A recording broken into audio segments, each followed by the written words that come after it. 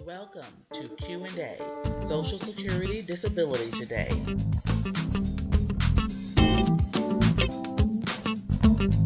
This program is brought to you by the Reeves Law Firm, representing you and your Social Security and disability needs. If you have a problem or questions regarding Social Security and disability, call attorney Anthony Reeves.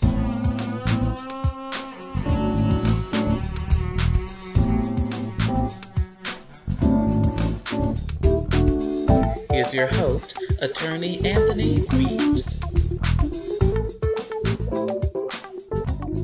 Why can't I find someone to sue Social Security Administration in federal court? I know I probably sound like a broken record, and I've said this a few times, but invariably, let me not give the broken record response. When you're appealing into federal court, suing the commissioner, you're not appealing based on the fact that you're disabled and you're not disabled. It's not really what they're looking at.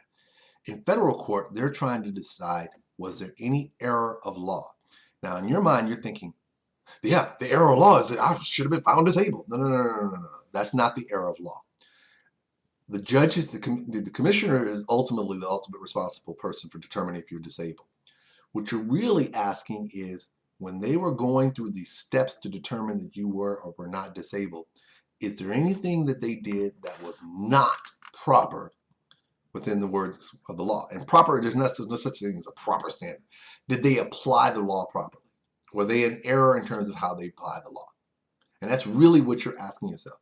Because the reason is that if they, like for instance, let's say that there's 5 steps of the Social Security process. And the second step is, do you have a severe impairment that keeps you out of work for 12 months or more? Let's say that you had a bad back and depression. And the medical records clearly shows in your mind that the depression is severe and that the bad back is severe. However, when the judge was going through your records, the only thing they found was severe was your bad back. So all of their analysis focused on the back, but they didn't really talk about the depression.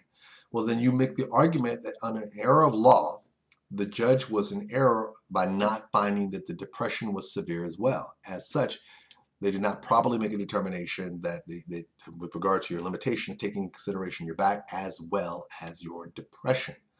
That's an error of law. Now, the judge could go back and say, okay, yes. I mean, in federal court, they could say, you know what? The judge screwed it up. Judge, do a new hearing and take in consideration the back because that appears to be severe. And the judge could find you still not disabled.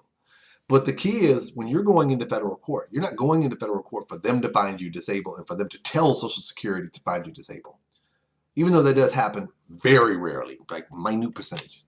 What you're basically doing is you're going to federal court to get a judge to tell Social Security that the way they applied the disability process analysis, they did something legally wrong. Because had they done it legally correct, you might have gotten a different outcome. Does that make sense? Okay. Now, the big question that you're asking now is, why can't you find anybody to take cases? Let me just throw a couple of things that you need to be aware of. First of all, if you're going to a non-attorney rep, they're not going to be able to represent you. You have to be admitted to the court, which typically requires you to be an attorney. So if you have a representative if you're being represented by a non-attorney group, unless they're a part of an advocacy group that has attorneys within it, if they're all non-attorneys, the reason why they're not taking the federal court is because they can't. The other thing is that some attorneys don't do federal court work. Doesn't mean anything. That may be a part of their business model. Because doing federal court work takes up a lot of time. So therein lies the unique rub. Okay, therein lies the unique rub. So here we go, is a situation where you've got non-attorney reps. They don't handle federal court cases. Some attorneys don't take cases in the federal court. Then you come to a third kind, the ones who do, but they are very, very tight on the kind of cases they take. Simple fact of the matter is the higher you go up in appeals, the harder it gets. You go before a judge, she or he denies you. The level to appeal the appeals council is harder than it is above that judge. It's meaning you had a greater chance before the judge than you do the appeals council. If the appeals council denies you, it's the same thing. The level of appeal is more difficult at the higher level in federal court. It's a nice way of saying that it becomes tougher when you're trying to fight it at that level.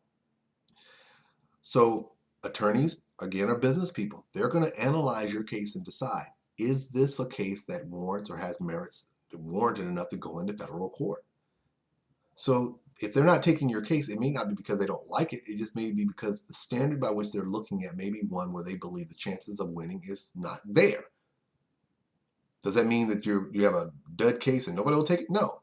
But keep in mind, it's a business. I tell people all the time, never personal, it's always business. If reviewing the facts of your case, it doesn't appear like this is a case that could be successful on appeal, they're not going to take it because that's time that they're going to take away from other cases where they can make money. Okay?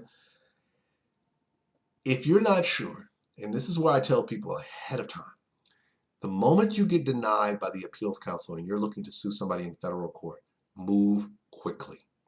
If you have a representative, ask them, are they going to sue in federal court? If they're not, ask them to refer you to someone who does do federal court work who could help you out. Start moving as quickly as possible because you need to know ahead of time what problems your case has so that this way you can know the likelihood of somebody taking a case in the federal court or not. And don't get me wrong, there are a lot of reps out there that will roll the dice with cases that are tough. I'll be honest, I'm one of them. I've done quite a few tough cases, and I know quite a few attorneys who are good at doing really tough cases and so forth. But again, we're all in the course of doing business. We'll take a tough case. That don't necessarily mean we'll take any case. It all depends on what the facts of the case may be. So if you're having a hard time finding a representative, ask why they don't want to take the case. At least this will give you an idea of what hurdles you have in front of you going on to the other reps.